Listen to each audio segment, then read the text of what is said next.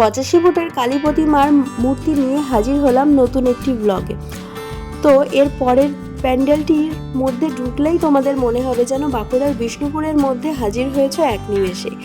তো পুরো প্যান্ডেলটাতেই টেরাকোটার কাজ রয়েছে এবং মূর্তিটিও টেরাকোটার দ্বারাই নির্মিত হয়েছে। পোড়া মাটির এই সুন্দর সুন্দর কারুকার্য দেখে তোমাদের মনোমুগ্ধ হবেই। এই সমস্ত প্যান্ডেলগুলোই আজকে আমি দেখাতে চলেছি রানাঘাট এবং কুপার্স মিলিয়ে, যেটি নদিয়া জেলায় অবস্থিত। তো এই দেখো এখানে দেবী মূর্তি রয়েছে, যেটিও টেরাকোটার কাজের দ্বারাই নির্মিত হয়েছে।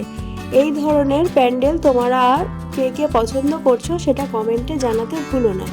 এরপর আমি এক লাফে হাজির হয়ে গেছি রানাঘাট ফ্রেন্ডস ক্লাবের মাঠে, যেখানে এবছর এই ধরনের একটা সুন্দর মণ্ডপ নির্মিত হয়েছে।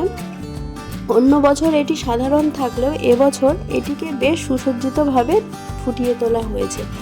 এরপর আমি চলে গিয়েছিলাম আমার সবথেকে এবছরের ভালো লাগা IW গেট, আর ক্লাবের নাম শ্যামলী। এটি একেবারে রানাঘাট স্টেশনের পাশেই, ওয়াকিং ডিস্টেন্সে 2 মিনিটও লাগবে না, এতটাই কাছে। খুব ছোট ছোট কাগজের পেপার বোর্ড ছিল, যেগুলো দেখে মানে সেই ছোটবেলার কথা মনে পড়ে গেল। বড়মার আদলে নির্মিত একটা ছোট্ট কালী প্রতিমা, এবং এদের এবছরের থিম ছিল বোঝা। পুরো মণ্ডপটা বিভিন্ন ধরনের জিনিস দিয়ে সাজিয়েছে। খুব ছোটোখাটো জিনিস আছে এর ভেতর, কিন্তু কারুকার্য অসাধারণ। আর দেবী মূর্তি সে তো কি বলবো, একেবারে মন শান্তি করা। মায়ের মূর্তির রুদ্র রূপ এখানে ফুটে ওঠেনি। পুরো প্যান্ডেলটাতেই এই ধরনের সূক্ষ্ম সূক্ষ্ম জিনিস এবং আলো দিয়ে ফুটিয়ে তোলা হয়েছে।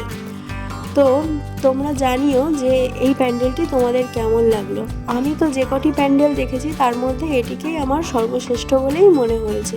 খুব ছোট ছোট কাজ ছিল, আর বেশ কারুকার্যটাও খুব সুন্দরভাবে ছিল। এই ধরনের ভিডিও তোমরা কে কে পছন্দ করছো সেটা কমেন্টে জানিও। ভালো লাগলে লাইক করো, আর আরও এই ধরনের ভিডিও দেখতে চ্যানেলটিকে সাবস্ক্রাইব করে বেল আইকনটি প্রেস করে রেখো। তো তোমাদের দীপাবলি কেমন কাটলো সেটি জানাতে কিন্তু ভুলো না। এইভাবেই আলোয় সেজে উঠুক আমাদের সকলের জীবন, এটাই প্রার্থনা। তো এটি পুরোটাই দেখাচ্ছি IW গেটের শ্যামলী।